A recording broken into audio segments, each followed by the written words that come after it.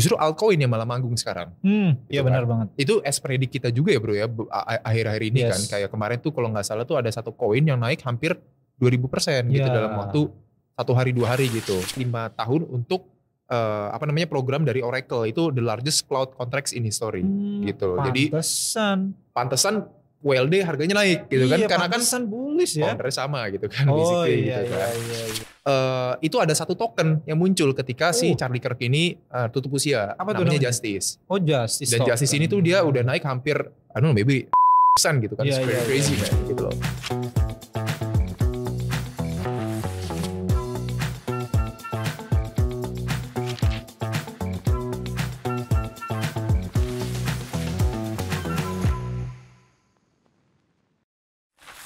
Halo guys, gue Mike, balik lagi di Ngobrol Kripto bareng SKI. Jadi ngobrol kripto kali ini, kayaknya gue akan sendiri dulu deh. Jadi karena partner gue yang ada di samping sana, Bro Radit, lagi meeting penting di luar negeri lah. Jadi temenin gue terus, dan nanti ada banyak topik-topik seru tentang update cryptocurrency selama seminggu terakhir. Dan juga nanti ada beberapa informasi penting dari dunia cryptocurrency yang wajib kalian tahu. Waduh, dari mana bro? Sorry Bro Michael, gua baru datang nih ke kantor karena tadi dapat undangan dari Presiden Xi Jinping sama Vladimir Putin. Cepet juga ya. Sorry guys, agak sedikit telat ya, karena tadi Bro Michael bilang katanya mau syuting jam 4 ya bro ya tadi ya? Iya benar. Gua agak telat kurang lebih 8 menit lah ya. Tapi kan itu udah ciri khas Indonesia dong. Perjalanannya jauh, cuman waktunya cepet juga ternyata. Iya, soalnya gue naik ini plane super cepat lah. Wah, super cepat. Kayaknya naik buruk ini. Iya, karena gue difasilitasi oleh Vladimir Putin untuk pesawat super cepat ke sini bro. Karena gue ada podcast di sini nanti. Gitu. Nice. Tapi BTW udah sampai mana nih? Sorry. Kita baru masih di opening aja sih. Oh baru opening aja. Bentar minum dulu coba ya. Gue baru datang soalnya capek banget men. Relax bro. Kosong bro, masih kosong. Boy, nih masih kosong nih. Aduh, udah capek-capek. Botas gue di sini. Ada airnya tapi. Coba dicek lagi. Gue kosong men. Wah. Ada. Coba kasih tunjuk kamera dong. Dia ada airnya parah banget. Coba dituangin ke ininya dong. Gue ada nih. Kita jadi. Kok jadi ini ya? Jadi ngobrol kayak ngobrol sambil ngeteh gitu ya. Kalau gue kosong guys. Nih. Mungkin lupa, sorry teman-teman. Karena gue telat mungkin ya. Kayaknya tim kita nih lupa ngisi air untuk salah satu. Kayaknya bukan tim kita, itu lu bawa botol minum bro di sana, warna biru itu, gue lihat, ya kan? Gitu. Tapi anyway teman-teman semuanya, balik lagi di Ngobrol Kripto bareng SKI. Oke, sedikit intermezzo ya, siap Bro Michael ya. Jadi gimana nih bro, crypto market selama seminggu terakhir ini nih, ada insight yang lu pengen share? Tapi bentar dulu bro, ini kita perlu promote sekarang gak? Oke. Perlu gak? Bener juga. Perlu sekarang atau pertengahan? Soalnya kan episode lalu kan pertengahan kan? Tapi nanti aja lah. Nanti aja lah ya, oke. Siap. Oke, silakan Bro Michael. Oke, mungkin recap seminggu terakhir sebenarnya masih dari seputar Bitcoin sih. Oh Bitcoin, iya. Jadi kalau terakhir kan masih ranging di sekitar 110-an. Nah sekarang dia lagi mulai up ke 114. Iya. Karena dari kemarin tuh dia sideways terus ya bro ya, sekitar 107, 111, 110 gitu kan. Masih di situ-situ aja kalau kemarin. Belum ada katalis positif sih. Nah, ternyata dalam waktu seminggu terakhir ini banyak hal-hal menarik yang bisa teman-teman SkyMatch perhatikan ya. Iya, menarik. Kita mau bahas dari mana dulu nih? Kira-kira. Kita mulai dari, mungkin jadi kemarin tuh ada accident juga tuh. Jadi ada salah satu platform yang cukup besar namanya. Namanya Swissboard. Ya. Ini kena hack lah. Oh di drain ya walletnya itu ya? Iya.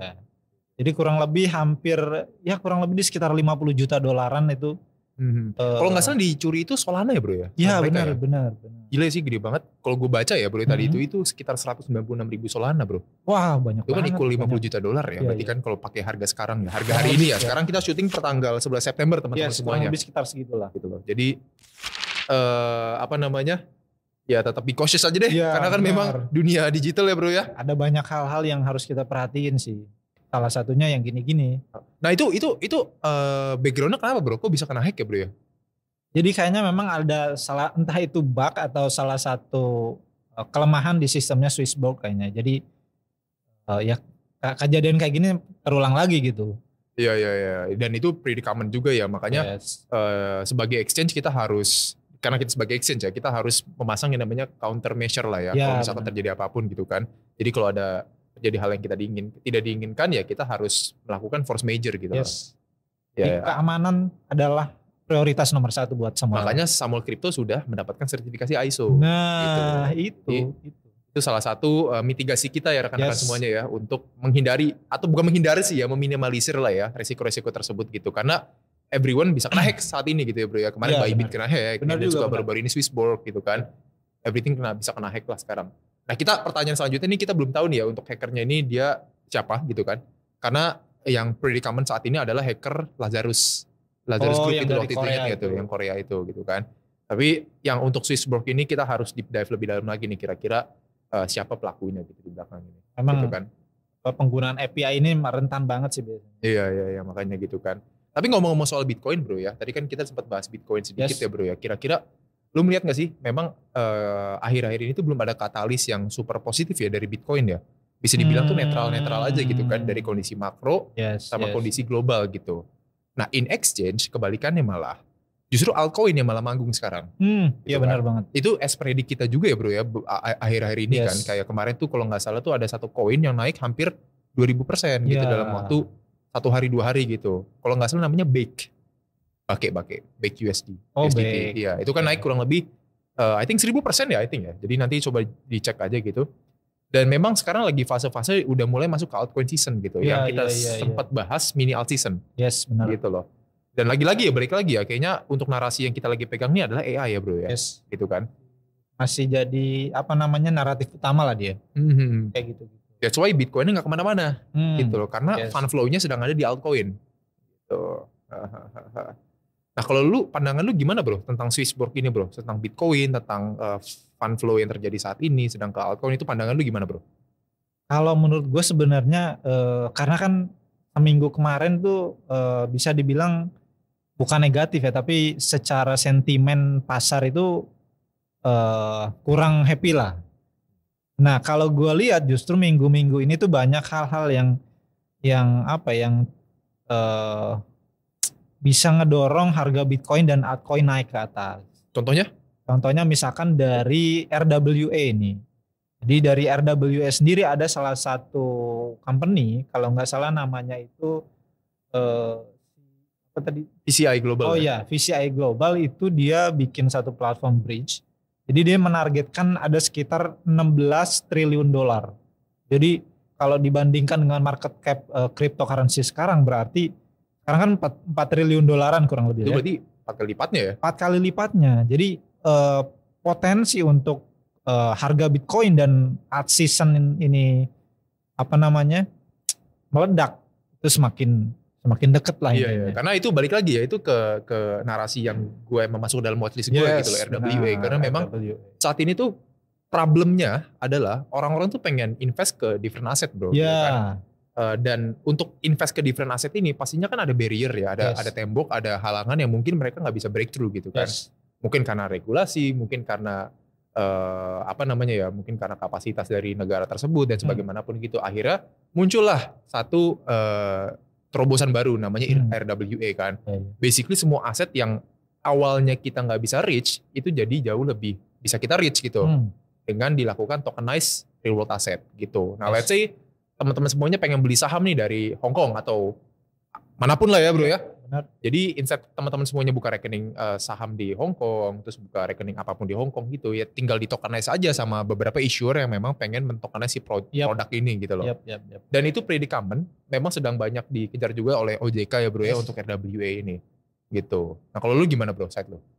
Ya kalau menurut gue ya memang itu tadi, jadi ini kan bagus ya, jadi kayak satu terobosan yang bisa bikin money inflow dari sektor RWA ke sektor-sektor lain yang ada di dunia cryptocurrency kayak gitu. Jadi bisa aja nanti inflow-nya masuk ke AI gitu. Karena kan kalau dilihat minggu ini AI ini lagi outperform dibanding sektor lain gitu. Contoh misalkan ini kan leadingnya dari apa namanya WorldCoin. WLD ya. Iya, masih pumping tuh hari ini ya. Iya, masih ingat nggak dulu kita sempat. Jadi buat teman-teman semuanya yang jual retinanya di bulan Februari, tenang, harga koinnya naik kok. Jadi bisa dapat untung lumayan kan. Semoga kalian masih hold ya. Iya. Semoga ya bagi kalian dapat rewardnya lah ya, yang sudah menukarkan retinanya. Itu isu loh di bulan Februari itu kan. Iya, itu sempat ramai juga. Tapi sedikit intermezzo ya teman-teman semuanya ya. Gue pengen nanya pendapat tuh nih Mike tentang WLD nih Mike, waktu di bulan Februari itu. Itu menurut lu gimana nih terkait dengan retina gitu? Ya memang kalau dari sisi Rita sih pasti ada kekhawatiran lah ya. Maksudnya apakah nanti ini akan digunakan untuk apa segala macam gitu kan. Pasti ada lah pertanyaan-pertanyaan kayak gitu. Cuman mungkin kalau dari gua sih mungkin kita bisa, ini kan platform yang udah bilang cukup besar lah ya. Terus juga mereka ada dokumentasi untuk security dan segala macam. Kayaknya untuk mengarah ke hal-hal yang bisa dibilang akan berdampak negatif untuk kita kayaknya cukup kecil. Cuman gak menutup kemungkinan ya. Walaupun ya itu tadi kita nggak pernah tahu lah ya. Tapi balik lagi teman-teman semua, namanya privacy kan kita nggak tahu ya bakal digunakan untuk apa gitu kan ya. Walaupun di depan mereka state ada paper apa ini apa. Tapi intinya adalah ya your own identity dokumen semuanya itu ya seharusnya di-keep ke kalian aja gitu kan. Jangan sampai keluar ke pasar gitu loh. Kalaupun udah keluar ke pasar ya kita nggak bisa ngapa-ngapain juga gitu kan. Yang pasti adalah tetap jaga terus aja dokumen-dokumen rahasia kalian gitu loh. Karena bisa jadi besok malah dokumen kalian, I don't know ya, baby dijual atau apa kan gitu kan ya, amit-amitnya gitu loh. Tapi makanya tetap keep safe aja dokumennya. Dan ya tapi untungnya WLD ngasih ini ya bro, ngasih reward ya. Iya sih. Ya, jadi itu menarik malah ya. Tapi anyway si crypto naratif AI ini udah survive lumayan lama ya. Iya. Jadi, karena memang eranya sekarang tuh AI bro. Iya gitu benar. Dengan ada ChatGPT 5 yang baru ini kan, terus juga adanya DeepSeek, ada macam-macam lah sekarang. Iya. Even PixArt juga sekarang udah ada AI juga bro. Jadi kalau mau bikin suatu gambar kayak gini-gini ya, I don't know ya, maybe lebih mudah pakai AI gitu sekarang kan, untuk groundnya aja gitu, untuk ground breakingnya. Tapi untuk tweakman-nya lagi ya harus pakai manual lah. Gitu kan. Jadi terobosannya bikin efisiensi di segala bidang sih. Iya. Kayak gitu. Jadi ada banyak hal pekerjaan-pekerjaan yang sebelumnya mungkin bisa dikerjain harusnya 1 jam jadi 2 menit atau 3 menit gitu. Tapi kalau gue track back sedikit nih bro ya soal tadi kan AI udah kan ya. Terus tadi sebelumnya kita ngomong soal RWA gitu. Sebenarnya RWA ini banyak loh kategorinya loh. Maksud gue kan kayak ada RWA, ya stablecoin kita bisa sebut RWA lah karena kan di belakangnya ada underlying asetnya gitu kan. Terus apapun bisa jadi RWA sekarang, even emas pun bisa, silver pun bisa gitu kan. Dan token juga bisa, saham juga bisa sekarang gitu kan. Nah yang jadi pertanyaan adalah sebenarnya secara teori properti itu bisa gitu, tapi cara implementasinya menurut lu gimana Bro Michael? Kalau properti menurut gua kemungkinannya besar, sama kayak ini, cuman mungkin dia harus diikat ke satu aset yang lain dulu gitu, kayak gitu, atau satu entitas lain, misalkan jadi dalam bentuk saham atau dalam bentuk perusahaan. Nah nanti itu yang maksudnya yang akan dipergunakan sebagai underlying aset untuk token RWA-nya. Berarti gue bisa bilang gini dong ya, let's say gue punya sertifikat rumah nih, gitu kan. Untuk gue bisa menjadikan sertifikat rumah gue, untuk gue bisa menjual rumah gue ini adalah gue memperdagangkan si sertifikat rumah gue itu dong berarti. Ya kurang lebih secara sederhana sih kayak gitu. Sebagai underlying asetnya gitu ya. Secara sederhana sih kayak gitu. Jadi ya sebenarnya ini jauh lebih mudah juga ya untuk pembagian warisan mungkin, untuk pembagian kepemilikan di rumah gitu kan. Atau melikuidasi aset bisa juga gitu. Tapi memang untuk RWA property ini belum common ya bro ya. Gitu. Tapi kalaupun itu dilakukan, I think it's gonna be big juga gitu loh. Makanya gue selalu bullish dan juga gue selalu positif lah tentang RWA ini. Karena memang RWA ini bukan hanya sekedar narasi biasa gitu loh. Karena mereka juga solve real world issue gitu loh. Dengan real world utility project gitu kan. That's why gue suka banget sama RWA ini gitu kan. Karena nilainya juga cukup besar. Jadi ada banyak institution yang punya fund-fund besar. Nah ini kan gak mungkin fund-fund ini harus mengendap gitu aja kan. Nah ini harus tetap bergerak. Nah melalui RWA ini bisa ini. Sebenarnya menarik yang tadi lu sampaikan Mike, yang lu bilang tadi kan kalau properti itu sebenarnya bisa tapi dikemas dalam bentuk apa tadi, saham dan macam-macam gitu kan. Sebenarnya kalau kita lihat ya dari cerita di US ya bro ya. Itu kan basically dulu institusi US tuh nggak bisa beli Bitcoin lah. Karena memang kan nggak ada underlying asetnya, nggak ada bla bla bla gini. Sorry itu saya secara institutional tradisional memang mereka melihatnya seperti itu bro. Gitu kan. Akhirnya ada bukan satu sih, banyak lah ya. Banyak perusahaan yang menerbitkan ETF. Jadi ETF backed by let's say Bitcoin, Ethereum atau apapun itu gitu kan. Artinya apa? Jadi yang awalnya disebut sebagai let's say aset komoditi atau aset apapun yang nggak bisa beli sama institusi tradisional, akhirnya bisa dibeli dalam bentuk ETF. Gitu. Jadi weightingnya mungkin di dalamnya itu lebih banyak ke Bitcoin gitu. Jadi sebenarnya itu juga salah satu cara ya untuk mengemas aset baru menjadi accessible untuk si aset tradisional gitu loh bro. Benar banget. Nah mungkin kedepannya properti juga akan seperti itu. Jangankan gitu properti. Meme aja bisa bro. Meme aja juga bisa meme gitu aja kan. bisa. Jadi kalau buat teman-teman, jadi per hari ini Dogecoin ETF itu live di market US. Benar. Itu terobosan baru sih ya karena ini gila. Nobody know ya Kak, apakah meme coin bisa. Tapi I don't know ya, Doge masih disebut meme coin atau enggak gitu karena community super besar bro. Good father-nya lah. Ya benar. Tapi ya everything bisa jadi ETF sebenarnya asal memang punyai market yang ramai gitu. Jadi kalau kalian yang punya meme coin, suka main meme coin, ya make sure meme coin kalian bisa jadi ETF. Nah, gitu.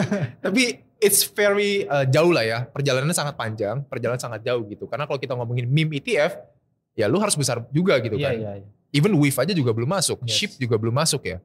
Yang kita kira bakal masuk tuh kayak Sui aja juga kayaknya belum ya bro ya. Belum. Ya kan? Masih dalam fase pengajuan. Masih dalam tahap ya, masih dalam fase udah proses. Udah diajukan, cuma memang kan harus di approve-nya mungkin satu-satu lah. Iya. Nah, gue ngomong-ngomong soal AI bro, tadi kan ini menyambung lah ya tentang pembicaraan AI kita gitu kan. Kalau gue lihat nih bu ya, ternyata OpenAI itu ada deal dengan si Oracle. Gitu loh. Tendernya kurang lebih 300 billion US dollar. Wow, gitu 300 billion bro. Yang dimana mereka akan ada, udah sign deal ya 300 billion US dollar itu selama 5 tahun untuk program dari Oracle itu the largest cloud contracts in history gitu. Jadi pantesan WLD harganya naik gitu kan karena kan bullish ya. Foundernya sama gitu kan. Iya. Jadi ya it's pretty bullish juga untuk OpenAI dan juga untuk WLD lah. Iya. Win lah buat mereka lah. Win-win buat mereka gitu lah. Ya, gitu. Tapi benar ternyata itu jadi salah satu katalis utama bergeraknya naratif AI minggu ini ya. Jadi mungkin angka berapa tuh 300 billion dollar. Ini kan cukup gede lah untuk satu project malah. Untuk satu project AI. Dan ternyata gue lihat ada beberapa bisa dibilang project-project AI ini yang udah partnership dan deal dengan beberapa institusional besar gitu bro. Betul. Kayak gitu. Jadi nantilah kita akan spill di next episode podcast ini.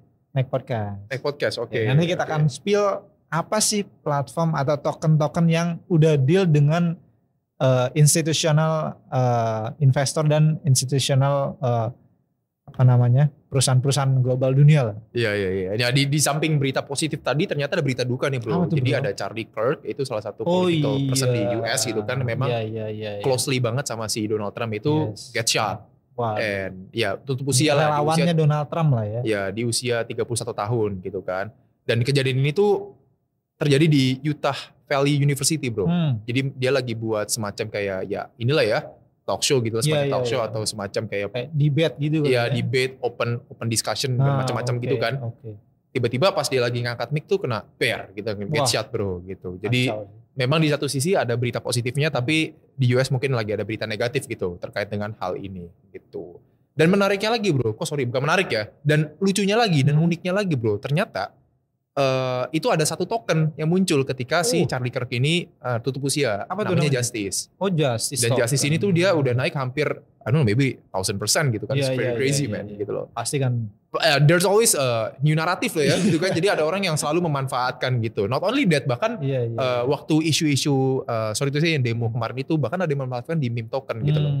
Tapi kalau nggak salah ya, gue lihat si developer dari si meme coinnya ini itu memberikan hasil dari revenue-nya dia dari meme token itu langsung ke keluarganya yang sedang berduka gitu pada saat itu. Mungkin lu tahu juga nggak yang gitu? Ya, gue sempat dengar sih. Iya. Jadi ya hopefully ini kejadiannya sama dengan apa yang terjadi di Indonesia gitu. Jadi kalau misalkan ada yang buat meme coin, ada yang buat coin, ya kalau bisa disampaikan ke keluarganya gitu kan. Karena memang kan si Charlie Kirk ini juga ya a father juga dan also a husband gitu kan.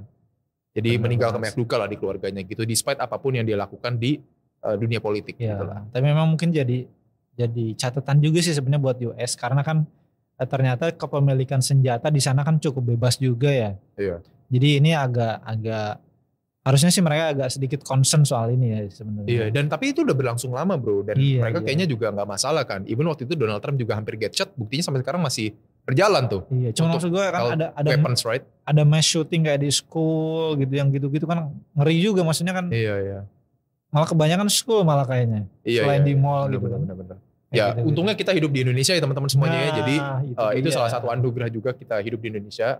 Artinya ya nggak semua orang punya senjata api gitu ya bro ya. Walaupun gejolak politiknya cukup tinggi, karena kan ini negara demokrasi ya. Tapi eskalasi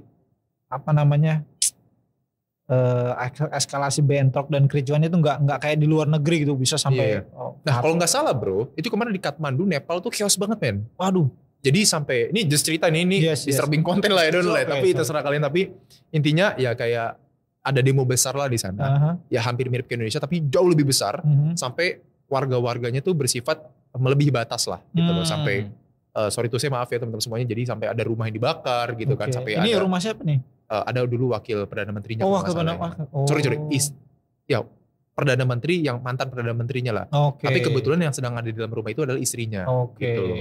Jadi bahkan gak hanya itu aja bro, ada menteri keuangan sampai dipersekusi dibawa gitu ke sungai gitu loh bro. Sampai I don't know lah. I mean ya kita bersyukur lah hidup di Indonesia men ya. Tinggal gimana kita cara growing this ekosistem kripto di Indonesia gitu. Karena semua orang punya perannya masing-masing gitu loh. Sebagai masyarakat kita harus berkontribusi positif terhadap perkembangan industri keuangan di Indonesia lah. Benar. Gitu. Kayaknya obrolan kita dari tadi agak sedikit sedih nih bro ya. Coba kita putar dulu ke teknologi bro ya. Jadi 2 hari lalu ada berita terbaru ya dari iPhone yang merilis iPhone 17 lineup yang baru ya. Ini nih yang kita tunggu-tunggu. Iya. Yang kita tunggu-tunggu akhirnya. To be honest gue suka yang 17 R yang baru ya. R sama 17 yang biasa. Tapi kalau untuk yang Pro dan Pro Max, I think kurang sih menurut gue ya. Itu ini pribadi aja dari ya kurang. Dari apanya nih? Warnanya? Dari warnanya gue kurang suka terutama. Kalau yang oranye mungkin banyak yang bilang mirip Bitcoin gitu kan. Tapi I don't really like yang warna-warna menyala gitu kan.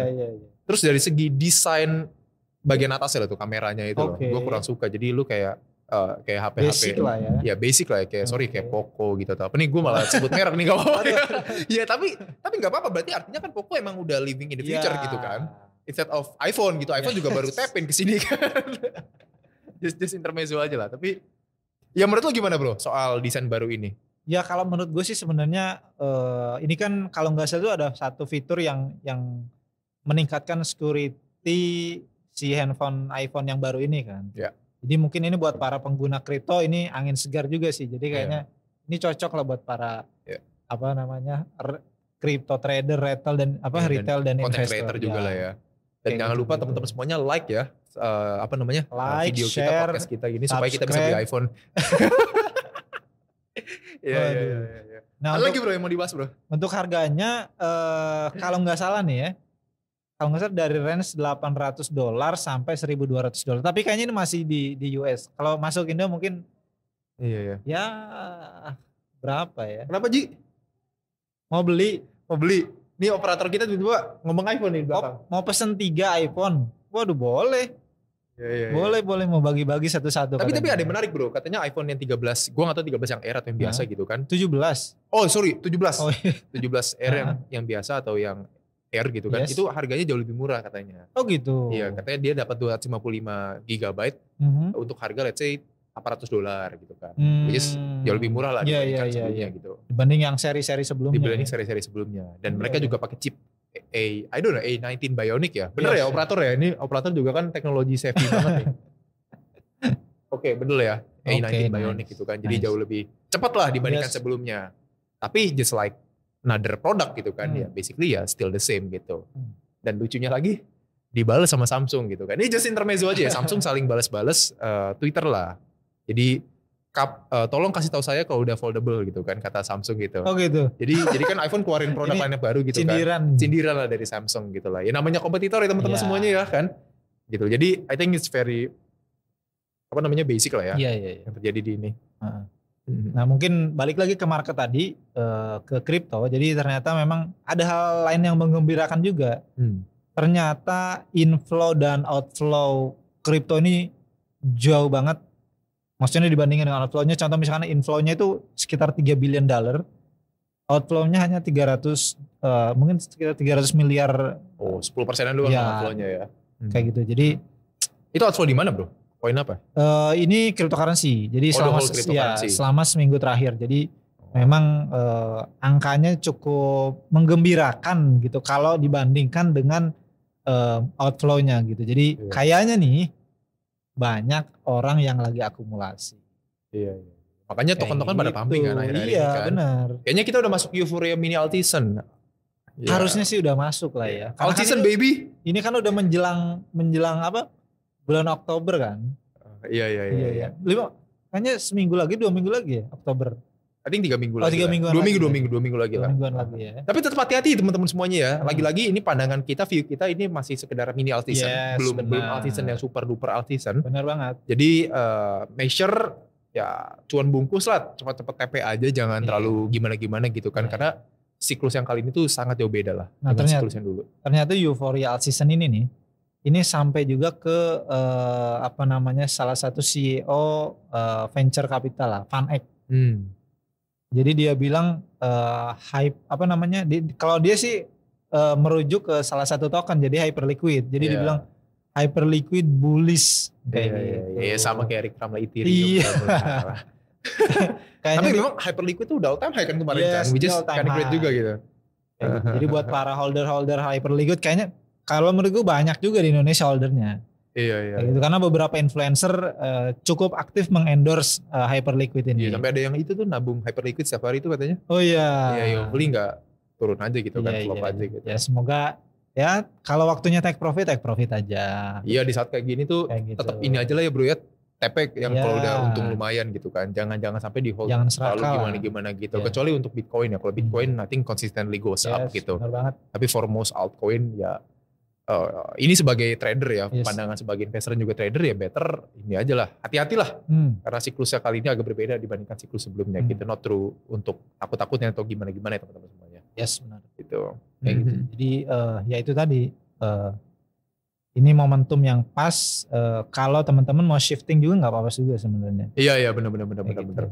Tapi kalau udah punya Bitcoin ya keep holding aja lah sedikit lah gitu loh. Hodl aja. Iya hodl aja kalau Bitcoin lah. Kalau Bitcoin hodl aja. Iya mungkin di shift ke altcoinnya sedikit-sedikit aja jangan terlalu banyak gitu. Karena Bitcoin tetap jadi the major backs lah di portofolio kalian gitu loh. Nah personally lu lagi hold apa nih bro? Kalau gua ada sih satu token di ekosistemnya Aptos. Oh apa tuh? Kayaknya udah pernah kita highlight deh Udah pernah itu episode sebelumnya kayaknya. Episode sebelumnya. Iya. Jadi ada Orion. Yes. Sama ada BTR. BTR Bitlayer ya bro ya. Bitlayer. Jadi memang dua itu yang menurut kita menarik. Tapi sekali lagi ini bukan ajakan berinvestasi.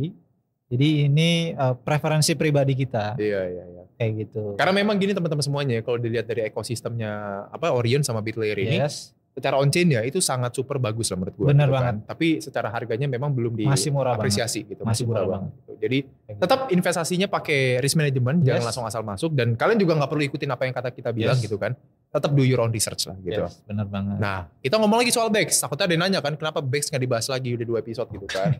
Nah kalau menurut gue BEX ini kemarin tuh udah buat kalau nggak salah 2 minggu lalu tuh udah sempat ini ya bro ya buat breakthrough ya. Mereka udah bisa giving royalty ke TikTok gitu kan. TikTok. Which is kind of great gitu kan. GitHub juga ya. Itu bagus banget gitu. Tinggal just a matter of time aja gimana caranya mereka growing the ecosystem gitu.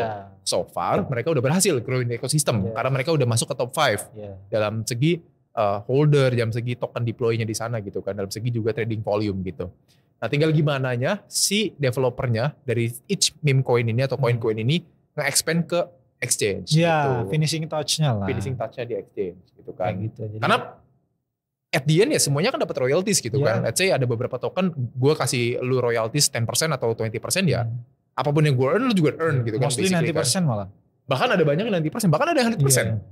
Gitu. Jadi ada beberapa token yang di ekosistemnya dia, gue yang buat tokennya tapi gue kasih royalty lu 100% gitu. Jadi gue gak dapet apa-apa basically. Jadi for just like kredit lah kalau lu gitu. Tapi balik lagi, it's still meme coin. Jadi teman-teman semuanya harus hati-hati lah. Yes, manage your own risk lah. Manage your own risk. Apa meme coin gitu kan. Sama juga ada satu berita yang cukup mengejutkan. Jadi Eric Trump ini udah nggak jadi boardnya WLFI. I see. Kenapa tuh bro? Jadi kalau ini karena kayaknya apa ya? Mungkin ada kepentingan mungkin dia akan masuk ke perusahaan tertentu atau mungkin dia mau masuk ke politik. Jadi kalau kayak di Indonesia itu nggak boleh misalkan terafiliasi di 2 perusahaan kayak gitu-gitu lah. Iya. Lo juga ada isu juga kemarin bro yang about this WLFI kan Jacintan itu sempat di freeze ya kalau nggak salah iya, kan. iya, Jadi iya. itu ada major issue juga yang awalnya dikiranya teman malah jadi musuh gitu kan. Wah. Jadi dan itu not only Jacintan juga, jadi ada beberapa yang ngikut dari si WLFI ini kecewa lah dengan progress dan project dari si WLFI. Oh gitu. Karena the moment dia listing kan udah turun, ternyata di freeze tokennya. Jadi wah ini both side kok ketusuk gue gitu kan artinya. Jadi akhirnya Jacintan juga agak sedikit berat hati juga untuk melanjutkan si WLFI ini. I think it's one of the key reason kenapa Eric Trump ini leaving dari board directornya gitu loh. Gitu. Jadi memang ya itu tadi ini kan bisnis. Jadi mungkin mereka ya we never know lah. Ya we never know lah, in the background kan pasti ada sesuatu yang gak diobrolin ke publik gitu. Jadi kawan bisa jadi lawan gitu kan. Walaupun Justin Sun lagi happy juga karena USDD-nya kemarin rilis di Ethereum juga. Betul, iya benar. Gitu. Nah gue baca-baca juga bro buat Vietnam bro. Katanya dia udah mencoba untuk green light untuk crypto pilot ya kan. Yang dimana itu adalah hukum untuk recognize si digital asset ini di Vietnam. Oh gitu. Jadi intinya sekarang kita boleh trading dan invest ke kripto ya di Vietnam. Yes, benar-benar. Dan ini approve of 5-year pilot market gitu. Ini challenge ya. Ini salah satu innovation dan juga challenge juga sih. Karena memang di Vietnam itu kalau kita cek secara data memang jumlah investornya lumayan banyak kan di kripto gitu. Tapi pertanyaan selanjutnya apakah mereka invest di Vietnam gitu kan? Apakah mereka pakai exchange luar atau apapun itu gitu kan? Iya, compare to Indonesia sih mereka masih leading sih. Compare to Indonesia mereka masih leading lah gitu loh. Cuman Indonesia memang menang dalam segi populasi lah investornya gitu kan. Tapi secara trading volume I think masih kurang banyak lah ya bro ya. Masih tinggian Vietnam lah kalau. Karena masalahnya gini teman-teman semuanya, kalau di Indonesia itu gue gak tahu kalau di Vietnam kayak gimana ya. Gue belum terlalu deep research ke sana dan gue juga belum. Oke, minum dulu ya. Jadi gue belum terlalu melihat ke ekosistemnya mereka di sana gitu. Tapi kalau landscape di Indonesia ini adalah semua orang tuh punya akses ke exchange global gitu loh. Jadi exchange lokal ini bisa dibilang tuh seperti di kambing hitamkan. Sorry bukan kambing hitamkan lah, diduakan lah gitu loh. Jadi mereka, I don't know ya, balik lagi yang gue bilang, kadang mereka tuh gak peduli sama pajak gitu loh. Aneh gitu kan. Maksud gue mereka lebih pilih trading di exchange luar, yang dimana exchange luar ini kan taxnya gak final man. Yes, benar gitu banget. Ya kalau lu gak masalah sama tax gak final sih ya oke aja gitu kan. Lu kena tax yang agak sedikit lebih besar gitu loh. Tapi kan kalau kita orang yang memang perhatiin tax, gimana cara kita berkontribusi sama negara ya, kita harus fokus di exchange lokal gitu loh. Tapi bukan berarti kita juga nggak studi banding ke exchange luar gitu. Karena balik lagi kan namanya kompetisi dan juga namanya improvement dalam segi produk gitu ya bro ya. Jadi selalu beli token atau kripto kesukaan kalian di exchange Indonesia. Bener. Terutama di Samuel Crypto Indonesia. Kita nih nggak mau nih bahas XR Studio. Waduh, Samuel XR Studio yang paling terbaik. Coba mungkin kasih satu, kayaknya ada yang baru nih dari Samuel Samuel XR Studio nih. Samuel XR Studio, Samuel Crypto XR. Wah, ini temanya di mana nih? Hawaii.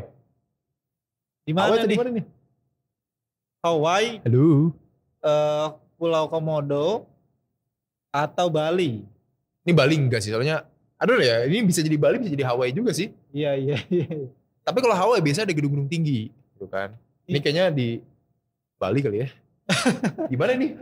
Halo. Di Pulau Komodo kah? Kabar lagi AFK operatornya. Jadi belum bisa jawab. Ya udah, ganti lagi coba. Ada desain yang menarik lagi nggak? Coba. Yang baru dong. Nah ini. Wah ini di Bali nih kayaknya. Bener nggak? Iya ini di pesawahan. Ini. Iya. Ya, ada lagi nggak yang baru? Coba dong. Kasih yang terbaik. Mana lagi? Waduh kayaknya tidur nih kayaknya. AFK. Iya. Kayaknya tidur nih. Nah, wah ini di North Pole ya. Aurora nih. Iya. North Pole. Nah, tapi gue bingung sih. Ini harusnya kita undang sekali-sekali undang orang XR-nya kali ya. Boleh. Halo, orang XR bisa kesini nggak? Halo, orang XR apakah bisa kesini? Gak bisa. Ya, nggak bisa katanya. Baik. Ya udah nggak apa-apa lah. Gue pengen nanya sebenarnya alasan dia buat desain-desain kayak gini tuh apa? Maksud gue kan karena kan kalau kita bikin desain itu kan pasti ada backgroundnya kan. Gue lagi pengen di North Pole gitu kan. Gue pengen lagi di Bali atau lagi di mana gitu. Alasannya apa gitu? Mungkin jadi ini terobosan buat teman-teman SkyMatch yang pengen bikin podcast, pengen bikin event-event digital yang menarik backgroundnya, jadi kayak serasa kayak di tempatnya langsung, misalnya kayak di Rusia atau kayak di mana gitu kan, di Bali gitu. Jadi pakai Samuel XR Studio. Jadi nanti tinggal teman-teman cek di bawah ada Samuel XR Studio. Ya. Keren juga promosinya nih. Ya. Yeah. Udah kita balik lagi ke space. Back to the space. Nah, kira-kira ada yang mau kita bahas lagi nggak nih Bro Michael? Kita bergeser sedikit ke Korea Selatan. Jadi Jadi Korea ini lagi mengangkat bahasanya kayak restriction volume trading kripto lah. Kayak gitu. Jadi sekarang udah bebas tuh buat trader-trader sana yang mau trading. Jadi ini jadi jembatan lah. Terus juga buat para institusional yang mau hold kripto di Korea Selatan, ini jadi lampu hijau lah. Karena memang South Korea ini salah satu penyumbang trading volume terbesar loh di Asia loh. Bener banget. Ya kan, not only Asia, bahkan seluruh dunia I think ya. Makanya kalau kita lihat ada beberapa token yang listing di exchange South Korea, itu langsung pumping. Jumping gitu. Kayak contohnya waktu dulu tuh ada Wormhole gitu kan. Terus kalau gak salah akhir ini dari siapa, gue lupa tuh. Tapi everything yang listing di South Korea itu biasanya langsung pumping gitu loh. Itu bahkan bisa mengalahkan Binance loh. Karena trading volume-nya gede banget di sana tuh. Iya. Jadi untungnya mereka udah nge-lift ya, ban dari venture certification ya untuk crypto exchange di South Korea gitu. Jadi angin segar lah ini. Iya, ini salah satu angin segar gitu. Udah berapa menit nih? XR, operator? 44. Waduh, kok waktu berjalan cepat banget ya? Waktu berjalan cepat banget bro. Kayak berasa baru 5 menit. Oke, kita bahas watchlist kali ya. Tadi kan udah sempat di mention ya, watchlist kita kan ada di Rion dan juga dari BTR gitu kan. Dan mungkin kalau dari RWA, gue ngelihatnya ini ada dari Centrifuge. Karena memang dia secara tokenized real world asset value-nya itu cukup besar, around 2-3 billion US dollar. Dan memang untuk si sistemnya ini, si platformnya suka banyak yang pakai gitu untuk melakukan investasi di sana. Gitu. Jadi salah satu the biggest not bad lah, the biggest investment. Kalau personally itu gue di RWA sih, karena gue melihat RWA is the future. Dan not only CFG gitu loh, masih banyak lagi kayak Ondo dan macam-macam gitu kan. Memang ada banyak sih di sektor RWA di token-token yang menarik lah. Ya, dan view kita ini bukan short term ya teman-teman semuanya ya. View kita bukan short term. Jadi kalau misalkan teman-teman semuanya ngelihat sekarang tapi besok keturun gitu kan. Ya don't matter gitu kan, karena memang view kita ini mid term to long term lah. Benar banget. Gitu loh. Jadi tetap do your own research, disclaimer ini bukan rekomendasi, tapi ini hanya sekedar pendapat pribadi dan memang sekedar cerita aja lah ya dari set kita ya, melihat market seperti apa gitu. Dan kita lihat juga secara Bitcoin juga masih ranging, which is a good signal juga untuk altcoin untuk pick up gitu. Kayaknya udah jam segini nih bro, gue harus dipanggil sama Vladimir Putin sama Xi Jinping lagi nih. Waduh. Jadi buat teman-teman semuanya, jangan lupa stay tune terus di Ngobrol Kripto bareng SKI. Gue cabut dulu bro. Thank you so much. Udah nih bro. Udah, gue langsung berangkat lagi. Dipanggil sama Xi Jinping tadi ada meeting. Oke bro. See you. Oke teman-teman Samuel, kita balik lagi. Maksudnya bareng gue aja di sini, temenin gue. Mungkin sebelum gue close, jadi ada 2 informasi yang menarik lainnya. Jadi yang pertama, Elon Musk tergeser sama Larry Ellison dari puncak orang nomor 1 dengan kekayaan terbanyak di dunia. Jadi sekarang orang paling kaya di dunia itu Larry Ellison gitu. Jadi ya hopefully nantilah ada orang Indonesia yang jadi orang paling kaya di dunia gitu. Sama terus yang kedua, ini juga kayaknya akan jadi sesuatu yang menarik buat industri kripto, terutama Bitcoin. Ntar dulu, kok lanjut lagi? Gue kira udah closing, belum? Masih ada. Oh masih ada. Bilang dong, gue ditelepon sama si Jinping nih, gak enak gue. Sabar gitu. Oke, boleh. Om sih, sabar gitu. Oke, gue taruh lagi di tas gue nih ya. Oke. Udah closing pakai bubu lagi. Oke, gimana? Jadi masih ada satu informasi lagi. Oh, satu informasi lagi ya? Oke. Jadi Kazakhstan ini kalau orang di dunia kripto pasti tahu lah. Jadi pusatnya miner kripto Bitcoin itu ada di sana gitu. Nah, Kazakhstan presidennya baru-baru ini bikin statement bro. Jadi dia bilang Dia mau cryptocurrency jadi cadangan aset negara gitu. Kayak gitu. Nah, ini baru akan dibahas katanya mulai tahun depan. Kayak gitu. Jadi ini sesuatu yang positif karena nilainya pasti jumbo. Kazakhstan ini banyak miner bro di sana bro. Karena electricity juga termasuk murah di sana. Oh iya benar. Gitu kan. Jadi cukup stabil lah soal electricity di sana kayak gitu. Oke, mungkin itu aja sih. Closing dong. Gue udah living pakai tas nih tadi nih. Udah gimmick udah bagus banget kan. Iya. Oke, Skymats, sampai jumpa di episode selanjutnya ngobrol kripto bareng SKI.